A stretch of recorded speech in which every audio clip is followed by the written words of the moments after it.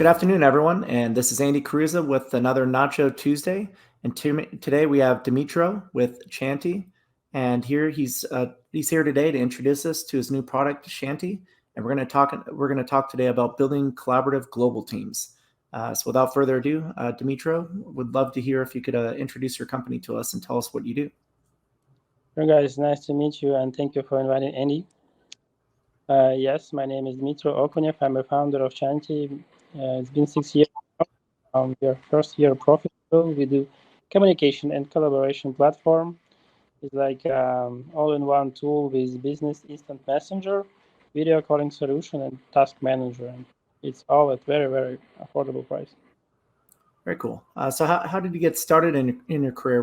Where did all this start, and how did you get down the path towards launching Chanty? Yeah, so I was running an agency, and we got some big clients, enterprises. And on the other side, I was having some suppliers, which were small organizations. So I had to manage all this communication between, big, small teams, globally distributed all over the world. So yeah, back then there was no such solution. So yeah, everything was like really clunky. So I decided to build one, and this is how we started. It took me 5 years to actually create a visionary and the idea. Yes, Slack became on the market, so actually build up the market to where we operate now. At 2017, I was able to push my vision with the right team, and actually, yes, we were financially savvy to start. Great. So what are your thoughts on today's globalized business environment? How do you recommend companies take advantage of the opportunity to find team members across the globe and collaborate with them, possibly using your tool? Yeah. So look, we are a global company. We have offices even now, but before COVID, we were in the 3 locations, and we all were remote from the day one. Right now, the speed of information exchange is faster than ever. Yeah. So, of course, we support this mission through our software because we transfer the information in the very appealing form. Just in no time. Oh, that's great. So, you guys are a remote first company, so you guys kind of started the whole trend, huh? Yeah. Nobody's copying you guys. So what tips would you do for what tips would you offer for recommending finding the right talent globally? Where could it say a U.S. company, which is a lot of our audience, look for to find great talent, say in Europe and other places? Yeah. Look, I was hiring on all the continents. People working from US, from Latam, from Asia, from Europe, of course. So yes, this was always a challenge for me. We tried many things. So agencies, we tried LinkedIn, outreach. It all works from time to time. My advice is to not look a lot on the resume, but run more in the tests, maybe like a test week, work week or test day, and see how the person fits the team. Yeah, that's a great point. So maybe a site like Upwork even could be a kind of a good place to go where, maybe you hire somebody on a freelance contract just to do a couple hours here and there, then, love the way they work, love the way they fit in with the team, and you could bring them on fully on board from there. Yeah, look, Chanty is one of the meaning of this word is actually the balance between, of your few stages of life. So we do appreciate the work-life balance, and if somebody wants to work on their own, like a freelancer or like a contractor, manage their time like they want, we fully support that. That's a great point. What's your experience working with agencies? Are they expensive? Are they better at finding talent? It depends, especially on the roles. So for the operational roles, I think the agencies are better. Their fees are not high, and they have experience usually. For some technical roles, my experience is like natural because usually you invest a lot of time into the qualifying the candidate after the agency was looking for that. So for me, then the benefit of the agency is not that high because our hiring team still have to spend lots of time by evaluating the candidate. Yeah, that's a great point. Even then, on top of all that, where say a startup founder is trying to find a technical partner, what areas of the world have you seen as a good place to find a technical partner? I've seen, for me, a lot of great people out of Colombia, of all places, a lot of developers in Eastern Europe as well. Do you have any recommendations around that? Yeah, I would say that you might look into your time zone more or less. So with where you are, if you are in US, then Uruguay is definitely an option for me. Yeah. For Europe, yes, all new Europe could be Ukraine, could be Poland. Yeah, we have people there who are working for us. Yep. In Asia, Philippines and Vietnam is I think the very, very skilled guys. Wow, that's a pretty big spread you got there. Yeah, so you guys definitely understand building collaborative global teams. So I guess what other considerations would you keep in mind when hiring a team member and knowing if they're a good fit for your team from day one, and maybe some tips for onboarding them properly, especially if you haven't even met them in real life yet. Especially since you guys have been remote for so many years. Yeah, we support diversity and inclusion in all kinds. I mean, we are building the global product, and if your business are global, then you should have a global team to avoid the cultural. Yeah. So yes, for us, it was like always a mission. And, we have a company playbook that is like the onboarding processes, and then we have one-to-one meetings, usually daily on the beginning, and then switching to weekly stand-ups and every team and OKR. We do have these happy hours when we can just talk, and have kind of like a mutual exchange. Usually, our staff is very interested, like really interested to, talk with their colleagues from different countries to understand what are their conditions. Totally. Yeah, no, we see the same thing too. We're pretty spread out across the globe, remote first team as well. Myself included, I've worked with people in pretty much any country you can imagine over the years, and it's great, like learning about people's culture. And some people I've even worked with them for years, never met them in person until after the company was sold, or later on, like 5-10 years later, even. And you're like, it's great to finally see them in person, but to be able to get so much done with somebody that you've never met before, it's quite incredible. So what other tips do you offer for making sure that your team is in sync across all these time zones? I think you make a great point that people from different backgrounds can bring a lot of diverse opinions and skill sets to the table that I think really can help build the super team. But how to keep everybody together on the same page across all the different time zones, cultural differences, maybe even language differences. I mean, engineers and marketing guys don't even communicate the right way, even if they both speak English. In English, yeah, I know. Yep. Yeah, this is all under our skin. Well, first of all, you should leverage the tools like that we have. We communication, instant communication. When you have like channels that you can just plug in, and it's like a virtual working room. You should have time out of work, so not only talk about the task, but also like making this sort of like a happy hour, what we call happy hour, when you can just have a mutual exchange, basically talk about not work. Yeah. Discuss our dogs, discuss our kids, stuff like that. That's kind of for sure.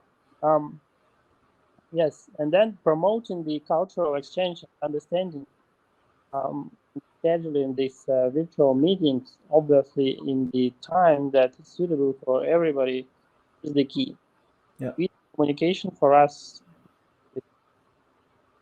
And what kind of tools do you guys use? Kind of a plug here, but what tools do you guys use to keep everybody on the same page with their communications? Well, we we built Chanty by using Chanty. Yeah, Yep, that's a plug. I know. yeah. Well, that's why we built it, because we have there the business instant messenger. I mean, we are replacing that. Then we have video and audio calling, so we are replacing Zoom. Then we have the Kanban boards to replace our Trello. Yeah, it's pretty sustainable. Yep. Sounds like you guys are made for this thing. um, so I guess, can you give us some examples of some startups that you see that are doing it right when it comes to running effective global operations, even as a small team? Look, there are many examples. For example, this Buffer was like a really small company, and they run really well. They got 50 million, so on. WhatsApp were 13 people when they were like a billion users. Yep. The 13 people included the chief, Yep. and I think somebody like a message broker. So yeah, for me, it's not depending the size of the team. Sometimes you really should be small in order to deliver big, just because to avoid this chaos around you. Mhm. So yes, of course, as a startup, we're trying to be lean. Yeah, and you should be always on the page. So we use the collaborative tools a lot. We do information a lot. It's better to over communicate, than under communicate. Yep. Yeah, that's a good point. It's always key to kind of reiterate a point or ask people a question. Did you get that? It's not rude. It's just a clarification thing. So what's left unsaid causes problems. So when in doubt, always raise your hand and ask the question. Yeah, of course. Great. So what other I guess global trends do you see over the next few years for kind of this globalization in business? What other workplace trends do you see that will become important in the next 5 years? Yeah, sure. Look, I think everybody talks about it. This will be AI. I mean, of course, artificial intelligence technologies, the business automation, um, that will be that will win.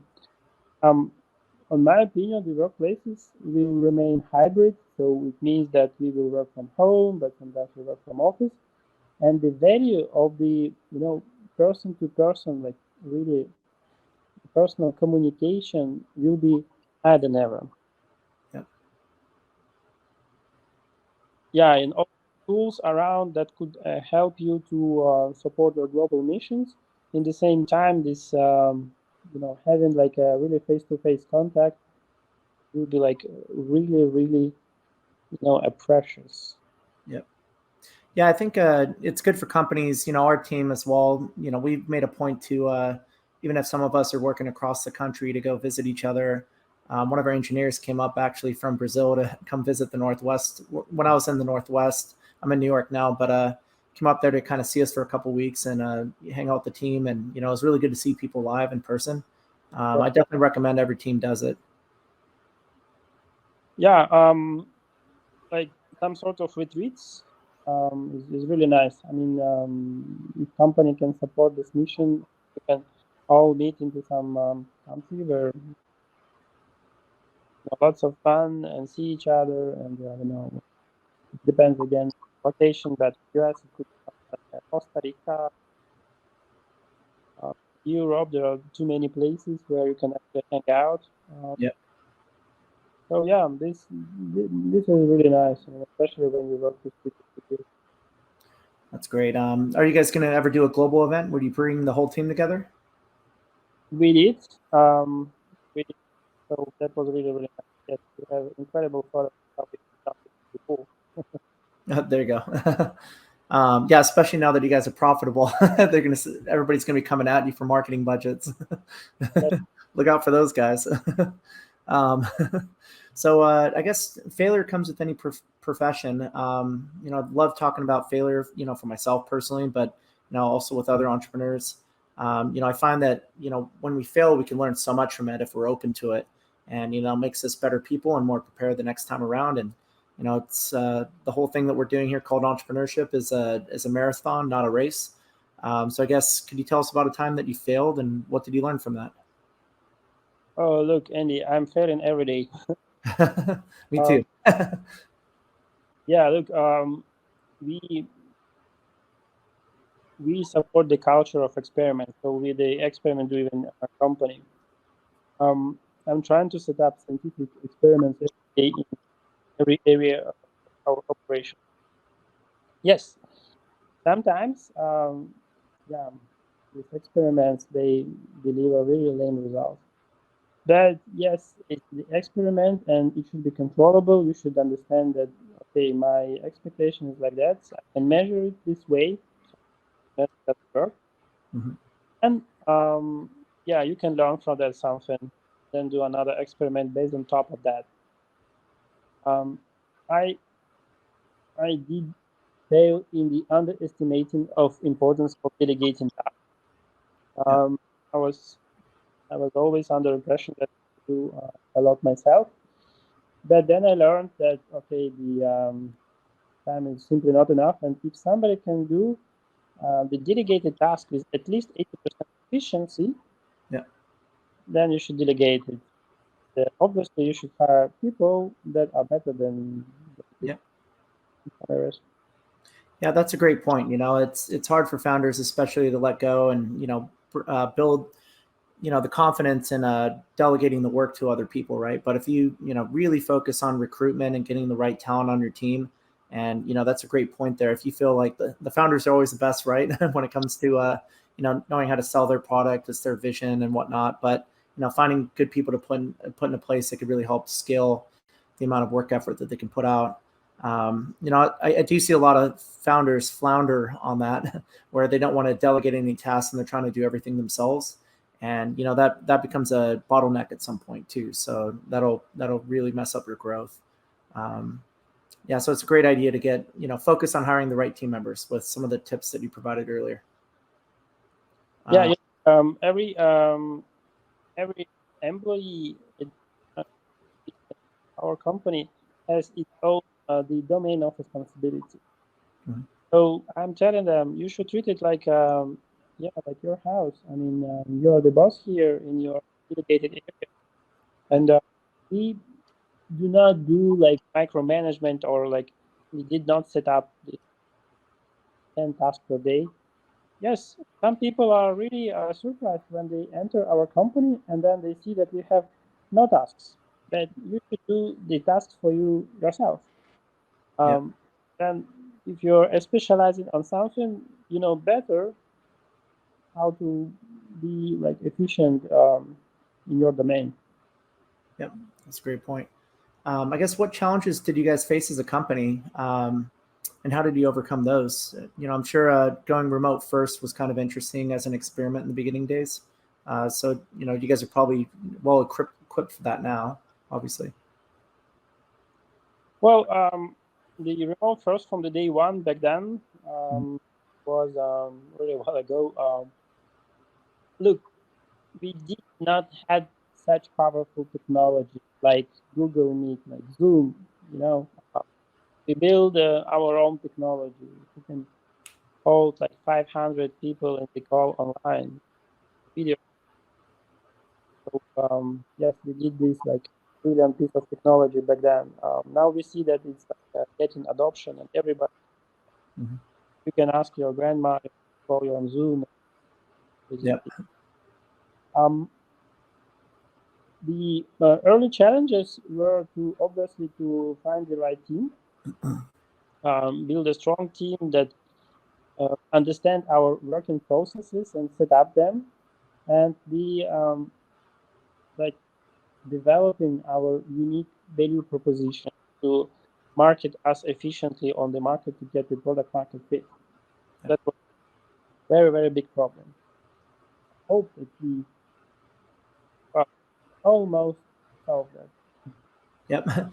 Yeah, that's the biggest problem for a lot of early stage startups. It's getting that true product market fit, and figuring out what those unique selling propositions are, and not only just building them, but also figuring out how to find the audience that cares about that and positioning it the right way, where they get it. But yeah, once companies nail that, it becomes a lot easier to grow the company after that. But that's always kind of a fun, exciting point for every company to go through. But once you nail it, you've nailed it. Yeah. What was interesting or maybe not usual is that I became head of support. Mm-hmm. When we started, the CEO of the company was the other guy who was the main support guy. Mm-hmm. So he, from the point of being the support agent, he was running the company as a CEO, and I was at the support agency. Yep. Look, at the beginning, we received like tons of requests. Um, we The mission was to provide the exceptional customer support. Yep. And not only support but success. I mean, they should start out using our software, and we support them on that. We do solve their real business problems by automating their workflows, setting up their communication strategy and frameworks, and so on. Yeah. So I heard our users, really from the bottom, from their pain points, and then I influenced our development to basically provide solutions for these pain points. Yep. After 2 years, we exchanged, so I became CEO again, and that guy became a support agent. Nice. Yeah, it's good to have that perspective, though. Anybody in the front lines, you could learn a lot from your customers and truly understand the problem. Totally. Yeah, a lot of times it's easy for management to get removed from the customer problem. So it's good always getting on the call with somebody and kind of seeing what your customer's perspective is. It helps you better understand how to build the product and make every other decision that's relevant for your company. Yeah, right now what we have is the round robin for the support. So yeah, we have support agents, but there is somebody from every department who is doing this 1 day of support, Mm-hmm. almost 1 day a month, just to know like what was on the heartbeat of customers. That's an interesting strategy. I haven't heard of that, but that's I like that. I might copy it. Just kidding. No, I think that's good that everybody gets, they rotate touch points with customers, because I think it teaches everybody across all the departments something about their customers. And the moment companies get detached from the customer experience and understanding what customers really need is, I think, when their product, their marketing, everything goes off the wrong path. Yeah. Yeah, so it might even seem trivial to spend some time there, but it keeps you in that customer mindset, I guess. Recently, the Starbucks CEO, I believe, was doing a was doing the drive-throughs himself, right? So he's interacting with customers and kind of seeing how the operations were there out in the field, which I think is really critical. So it's good to see people like that go out there and roll up their sleeves and see how things are really done. Yeah, you set up the process. The manager and the top manager, you set up the processes, but then you should debug them. To debug them, they should go through each stage of the process. Yep, that's a great point. I guess what are some books that you're reading right now that you would recommend for other entrepreneurs and founders out there? Look, yeah, there is no surprises. The Lean Startup by Eric Rice is a really nice book. Mm-hmm. From one Yep. guy who was at Google, really nice too. So my vision is that yes, there are many nice books, but just you have to read. I'm dedicating 30-45 minutes per day to get the new knowledge. And this is very important. From Yep. where you get it, just choose your main most favorable way. So be it podcast, book, journal, email, threads, or Twitter, whatever. Yep, that's a good point. Yeah, it doesn't seem 30 minutes isn't a lot, but to some people they think it is. But it's actually pretty easy to do if you set the time aside for it, especially before you go to bed or you're kind of starting to wind down for the day. That's the best time to do it. Plus, there's other apps out there like Blinkist, which I use. So that kind of takes a book and it condenses it into about 15 minutes in the form of an audiobook. And from there, you could just get through a book in about 15 minutes and get the main key takeaways from it. And if you want to, dive into the details of the book, I could actually order the book as well through them. But it's a good place to kind of start and get the high level points and see if you want to read the whole book. Then you can definitely go down the rabbit hole from there. Yeah, I'm chatting a lot with the chat GPT. Yep. And actually, yes, we discuss books a lot. Oh, that's a good trick too. Yeah, there's all these amazing prompts coming out. I keep learning those from people too. But yeah, you can just ask ChatGPT to do a summary and pull out the key points for the book. Um, yeah, because a lot of these books, I find that in general they have like some key rules or learnings, and a lot of the other stuff is either like case studies, stories, fluff to kind of fill out the book. I think. But if you can get to those key points and really understand, what they mean and how they work in a real world application, I think that's the most important thing to pull away from a lot of these books. But I think it could be pretty easily summarized by ChatGPT these days. So I'll have to start using that prompt as well. I guess what's one thing that you want potential customers to know about Chanty and why they should pick your company over, say, another communications platform? Look, we did it as an alternative to all these, platforms which are pushing you for the upgrading like right away, that are activity baked by the investors' money, so they care about the customer revenue, um, setting your data. So we did it different. So this company or this company data is really protected. Then we came with the very easy paradigm. So it should be just as twice easier than any our competitor. So we are twice faster, we are twice cheaper, but actually we are 6 times cheaper now. And we are twice easier, it's a no-brainer tool, and it's easy to use, it's a pleasure. That's why our customers, and of course the support is the key. And we adore our clients.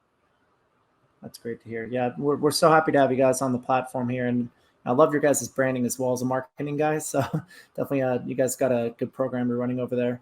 I guess what's next for Chanty, and where do you see the company in 5 years? I mean, if you guys are profitable already, I mean, most startups I hear aren't even profitable, and they'll go IPO at that point. Yeah, our early stage, but look, in 5 years, we will be the information hub for every modern business in the world. Yes, idea that we should support our customers, companies, and their employees with the smart solutions, like intelligent solutions, to understand their information exchange.